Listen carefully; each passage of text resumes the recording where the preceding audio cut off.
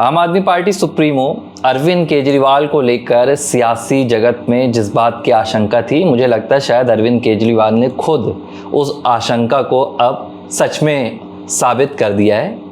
और जो राजनीतिक पंडित वो गुणा भाग लगाने में लगे थे कि अरविंद केजरीवाल नई दिल्ली की अपनी हार को अब सियासत में कैसे भुनाएंगे, उनके जो प्रश्न थे मुझे लगता है अब उनका भी जवाब खुद अरविंद केजरीवाल ने दिया है। और इसकी शुरुआत तो तभी हो गई थी जब अरविंद केजरीवाल दिल्ली में कथित शराब नीति घोटाले के आरोप में फंस चुके थे। तिहाड़ का सफर तय हो चुका था और अरविंद केजरीवाल को अपना सियासी जो सफर है वो भी दिखने लगा था कि भाई आने वाले दिनों में उनके साथ क्या होगा। दिल्ली में उनकी हार होगी। कई रिपोर्ट्स ने दावा किया कि ये भी अरविंद केजरीवाल को खुद से पता था। अरविंद केजरीवाल इस बात को समझ गए थे कि अब दिल्ली उनके हाथ से जाने वाली है और उसके पहले ही जो उन्होंने अपनी सियासी बिसात है वो पंजाब में बिछानी शुरू कर दी थी। हालांकि कयास थोड़े से अलग हो गए। कई राजनीतिक पंडितों ने यह कहा था कि अब अरविंद केजरीवाल को तो मुख्यमंत्री की कुर्सी से प्यार हो गया है, तो कुर्सी का रिप्लेसमेंट मुख्यमंत्री की कुर्सी से होगा, यानी कि पंजाब के मुख्यमंत्री भगवंत मान की कुर्सी छीनी जाएगी। लेकिन केजरीवाल थोड़ा सा राजनीति को समझते भी हैं कि पंजाब की जनता ये स्वीकार नहीं कर पाएगी, तो भगवंत मान की कुर्सी डायरेक्ट नहीं छीनी जा रही है। सुपर सीएम बनकर पंजाब का अरविंद केजरीवाल पंजाब में पूरा अपना राजनीतिक गढ़ बनाने की तैयारी कर रहे हैं। और जो राज्यसभा जाने की उनकी बात चल रही थी, अब खुद अरविंद केजरीवाल ने उस पर मुहर लगा दी है। मुहर कैसे लगी है ये बता देते हैं। विवेक भाई, आपको याद होगा कि लुधियाना वेस्ट के लिए आम आदमी पार्टी ने संजीव अरोड़ा को उम्मीदवार बनाया था। जब संजीव अरोड़ा को उम्मीदवार बनाया गया था तो यह तय माना जा रहा था कि भाई अब यहां पर जो राज्यसभा की सीट खाली हो रही है ये केजरीवाल की एंट्री कराएगी। लेकिन बार बार आम आदमी पार्टी आकर खुद इस दावे का खंडन करती रही। लेकिन अब एक नया यहां पर शिगुफा निकलकर सामने आया है। जो सियासी गलियारी होती है ना, जो पतली पतली गलियां होती हैं सियासी, वहां पर जहां हर कोई नहीं पहुंच पाता है, वहां के कुछ लोग बता रहे हैं कि सौदा हो गया है। सौदा यह हुआ है कि संजीव अरोड़ा हम आपको पंजाब कैबिनेट में मंत्री बनाएंगे और हमारे मुखिया यानी कि मुखिया खुद बोल रहे हैं हम यहां से राज्यसभा जाएंगे। यह है अरविंद केजरीवाल की कहानी। नहीं, अब क्या है कि अभी मैं देख रहा था, अभी अब केजरीवाल दिल्ली में तो दिखते नहीं हैं, न किसी कार्यक्रम में आते हैं, क्योंकि न तो सदन के अंदर रह जा सकते, न तो सचिवालय में कुछ कर सकते हैं। तो स्वाभाविक सी बात है कि अब संगठन में जो कुछ कर सकते हैं उससे ज़्यादा कुछ उनका दखल हो नहीं सकता। तो जब विधानसभा के अंदर नहीं जा रहे हैं तो क्या करेंगे, उनकी दौड़ पंजाब की ओर होने लगी। तो अब मुख्यमंत्री के साथ उनके कई कार्यक्रमों में शिरकत मैं देख रहा हूँ, पंजाब में वो ज़्यादा एक्टिव हैं। और देखो कितने दिन तक वो राजनीति से बाहर रहेंगे। उनको पता है कि अगर उनको परफॉर्मेंस देना है, वापसी करना है, तो किसी टीम का हिस्सा बनना ही पड़ेगा। देखिए बिना टीम के रहे आप ज़्यादा परफॉर्मेंस कर नहीं पाते हो। तो किसी भी तरीके से, अब लोकसभा का चुनाव तभी नज़दीक है नहीं, तो राज्यसभा की अगर सीट है तो वहाँ से एंट्री करो। तो वहाँ से एंट्री उनकी शुरू हो गई है। और देखो पहले भी स्थिति उनकी बड़ी ख़राब थी। देखो अब एक बात ये भी है कि मैं तो ये मानता हूँ कि अरविंद केजरीवाल के पास कुछ खोने को भी नहीं है, क्योंकि जीरो से तो उन्होंने शुरुआत ही की थी ना, तो उनको इतना संकट भी नहीं है। संकट इसलिए नहीं है कि भाई आंदोलन किया, फिर उसको मौका मिला, फिर एक बार सरकार बनाई, 2 बार सरकार बनाई, फिर उसके बाद शराब नीति घोटाले में जब वो फंसे ऐसे कि जेल जाना पड़ा, फिर कुछ दिनों तक जेल से। एक चीज़ मैं रोकूंगा आपको, खोने को है अरविंद केजरीवाल के पास। ये जो आज़ादी फिलहाल अरविंद केजरीवाल को मिली है ये खो सकती है, क्योंकि अभी अरविंद केजरीवाल निकले नहीं है जिस मामले की आप बात कर रहे हैं।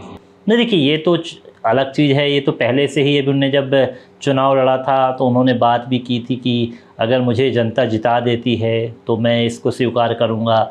बहुत सारी बातें हैं। देखिए ये चुनाव अलग चीज़ है और एक जो न्यायिक जो ट्रायल होता है वो अलग चीज़ है। वहाँ की तो हम कहानी भी मत करें, लेकिन जब तक कुछ नहीं है, देखिए ये भारत की राजनीति में आप देखिए कि जेल से भी सांसद और विधायक बनते हैं। तो ये सब बातें अब बेमानी सी साबित हो गई हैं। ठीक है, हाँ ये दूसरी बात है कि तो कुछ कड़े कानून बनाए गए कि अब इतने साल की सज़ा हो जाएगी तो आप चुनाव नहीं लड़ पाएंगे, ये एक अलग बात है। लेकिन अभी आप जानते हो कि 25-25, 30-30 साल से मुकदमे चलते हैं, सज़ा हो नहीं पाती, फिर उसके बाद अपील होती है, फिर सुप्रीम कोर्ट में जाते हैं, तो बहुत लंबा प्रोसेस है। तो आप तो ये मत सोचें कि अभी कुछ होने वाला है उनके साथ, क्योंकि हम कई ऐसे केसेस देख ही रहे हैं कि जो पड़े हुए हैं उसमें कुछ भी नहीं हो पा रहा है। तो हमारा मकसद ये है कि वो राजनीति से दूर नहीं रह सकते, और उच्च सदन की हम बात करें तो उच्च सदन में जाने का वो प्रयास कर रहे हैं, उसके लिए उन्होंने पूरी तैयारी कर ली है। और देखो अब एक स्टेट बचा है उनके लिए, तो जो कुछ राजनीति वहीं से, जो खर्चा निकलना है, जो पार्टी में पैसा लगना है, जो सब कुछ होना है, वो कहाँ से मिलने वाला है?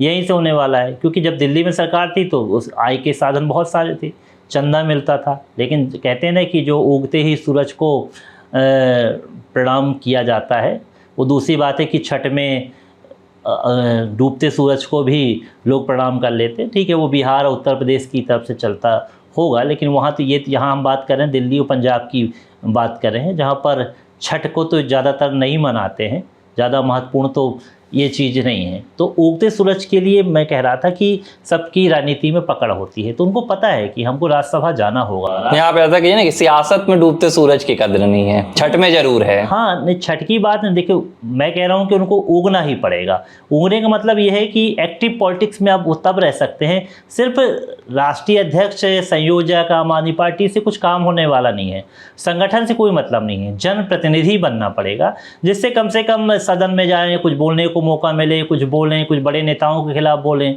बोल के ही तो उन्होंने अपनी हालत बिगाड़ दी है, अपने बड़बोलेपन के चलते ही तो दिल्ली की सत्ता उन्हें गंवा दी है। अच्छा, आप एक देखिए ना कि जब दिल्ली चुनाव हारे थे अरविंद केजरीवाल, तो अगले 2 हफ्तों तक तो वो कहीं नजर नहीं आए थे। अचानक बड़े लाव लश्कर के साथ अरविंद केजरीवाल पंजाब में नजर आए। पूरा जो पंजाब पुलिस का काफिला था, मुख्यमंत्री से बड़ा काफिला अरविंद केजरीवाल को दिया गया और बताया गया कि भाई अरविंद केजरीवाल विपश्यना के लिए गए थे। तब भी हमने चर्चा की थी कि ये विपश्यना जो है वो बड़ी सियासत से कहीं ना कहीं तालमेल खाती हुई लग रही है। अब आप देखिए कि वो फरवरी मार्च का महीना था, अब जून का महीना है। अब अरविंद केजरीवाल धीरे धीरे जिस मिशन पर पंजाब पहुंचे थे वो मिशन को बाहर ला रहे हैं। अरविंद केजरीवाल पंजाब में जाकर क्या ऐलान करते हैं कि भाई लुधियाना वेस्ट से संजीव अरोड़ा जीत कर आएंगे तो मंत्री बनेंगे। पहली बात कि पंजाब में मंत्री कौन बनेगा, ये ऐलान करना अधिकार तो मुझे लगता है भगवंत मान का है। तो आप ये समझ लीजिए कि भगवंत मान के अधिकार पंजाब के मुख्यमंत्री के तौर पर लगभग पहले भी नहीं थे। पहले तो थे कि कम से कम आदेश दिल्ली से जाता था, बैठ के नहीं, मैं आपको बता रहा हूँ पहले क्या होता था। नहीं, होता क्या था पहले कि पहले देखिए बैठ के होती थी, भगवंत मान कैबिनेट को बुला लिया जाता था दिल्ली में, आदेश दिल्ली से पहुंच जाते थे और ऐलान भगवंत मान कर देते थे। लेकिन अब ऐलान का हक भी अरविंद केजरीवाल ने ले लिया है। केजरीवाल संजीव अरोड़ा के लिए ये ऐलान कर रहे हैं लुधियाना वेस्ट में कि भैया अरोड़ा जी को जिताइए, ये जीत कर आएंगे तो मंत्री बनेंगे। अब जब मंत्री बनेंगे अरोड़ा, तो अरोड़ा की सीट पे कौन जाएगा ये जवाब कोई नहीं दे रहा है। वो सीट अरविंद केजरीवाल के लिए तय हो गई है और अरविंद केजरीवाल अब इस बात को धीरे धीरे आप देखिएगा, जैसे जैसे ये चुनाव लुधियाना वेस्ट का हो जाएगा, अरविंद केजरीवाल खुद को पंजाब से अपना कनेक्शन जोड़ने लगेंगे। हरियाणा गए थे तो वहां का तो बेटा ही है हरियाणा, दिल्ली के भी बेटे हैं, पंजाब के भी कम से कम भाई तो मुझे लगता है बन ही जाएंगे। कुछ ना कुछ कनेक्शन निकालेंगे और कहेंगे कि अब मुझे पंजाब की सेवा का मौका चाहिए। दिल्ली में मैंने खूब सेवा की, दिल्ली में मैंने शराब की नदियां बहा दी, दिल्ली में मैंने सरकारी स्कूलों का खजाना खाली कर दिया, दिल्ली में मैंने मोहल्ला क्लिनिक के नाम पे लोगों के स्वास्थ्य के साथ खेल कर लिया। अब मैं पंजाब पहुंचूंगा। पंजाब में मैंने अभी क्या किया, पंजाब में मैंने नशे अब तक बंद नहीं करवाए, पंजाब में जो मैंने यहाँ के बेरोजगारी को लेकर कदम उठाने थे वो मैंने अब तक नहीं करवाए, बिजली पानी को लेकर जो कदम उठाने थे वो मैंने अब तक नहीं करवाए, लेकिन अब मैं पंजाब में आऊंगा। भाई आप राजनीति कीजिए, लेकिन जनता की आंखों में आप कितनी धूल झोंकेंगे। मैं कह रहा हूं नरेंद्र मोदी भी गुजरात की लोकसभा छोड़कर वाराणसी पहुंचे।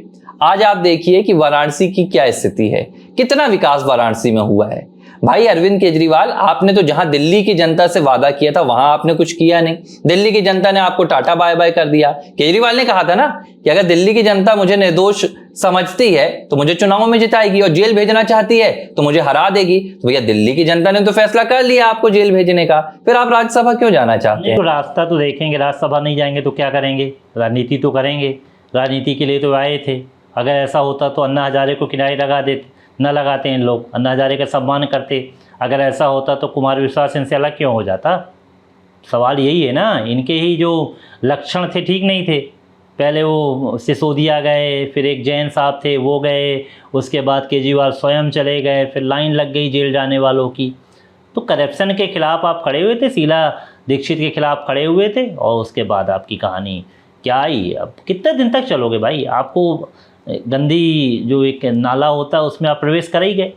अच्छा, आप एक चीज़ देखिए कि जिस लिहाज से आम आदमी पार्टी ने राइज किया था, दिल्ली में 68 सीटों पर जीत, 67 सीटों पर जीत, पंजाब में 92 सीटों पर जीत, उसी रफ्तार से आम आदमी पार्टी नीचे भी गिर रही है। अरविंद केजरीवाल खुद अपनी सीट हार रहे हैं, सिसोदिया अपनी सीट हार रहे हैं, तमाम बड़े नेता अपनी सीट हार रहे हैं, और राज्यसभा अरविंद केजरीवाल चले भी गए तो मान लीजिए कब तक?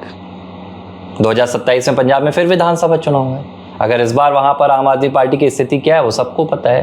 तो केजरीवाल तो खुद ही अभी तय नहीं कर पा रहे हैं कि उनका सियासी भविष्य क्या होगा, लेकिन मंत्री बनाने का ऐलान पंजाब की जनता के सामने बड़े ही उससे कर रहे हैं कि भैया हम इनको मंत्री बनवा के ही रहेंगे। ये भी अपने आप में एक बड़ा हास्य का विषय है मुझे लगता है। ABC हिंदी न्यूज, आज ही जुड़िए हर खबर के साथ।